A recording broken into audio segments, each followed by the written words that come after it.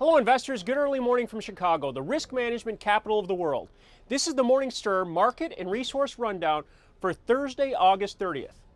The big story was there wasn't one, with lower crude prices as Hurricane Isaac made landfall. Oil fell 90 cents on the day to finish at $95.40 after dipping below $95 intraday as a weekly important pivot point here.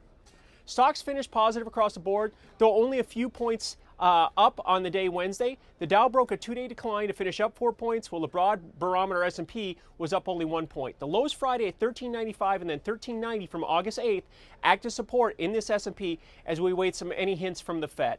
The E-mini Nasdaq was up 4 points in a tight 13-point range for only $260 through the whole trading session. The markets are holding to see what develops from the annual Fed symposium in Jackson Hole later this week. Bonds finished lower, down 10 ticks as December assumes the front month contract. The 3% halfway point held strong last week to turn the market as the 30-year yield has dropped from 298 to 277 in the last week. Gold finished down $7 with lows posted at $16.57 to mark the lowest point since last Wednesday. Silver dropped another 9 cents to close at $30.87, off from the post-May highs at $31.22 just Monday. That peak was a 12% run since the August 20th lows. So where do the markets stand to begin the morning on Thursday?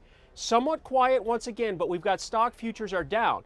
Right now, the hurricane's been reduced to a tropical storm. Crude's also down 25 cents at 95.25. Oil's been in a range between 98 and 95 for the last 2 weeks since August 16th. So we'll want to keep an eye on that and see how this 95 pivot point holds. Long-term interest rate prices via the 30-year bond have shifted to the December contract, and we're at the 150 level right now, up 8 ticks on the morning. The yield on the 10-year note's at 164, so that's still holding strong. So after the run above 1680 to 1680 anyways this week in gold, we've moved lower on profit taking. We're down $4 at 1659. Silver's also down below the $31 level, off 14 cents at 30.78. So as we get started this morning on Thursday, the E-mini S&P is down 5 at 1401, down nearly 0.5%.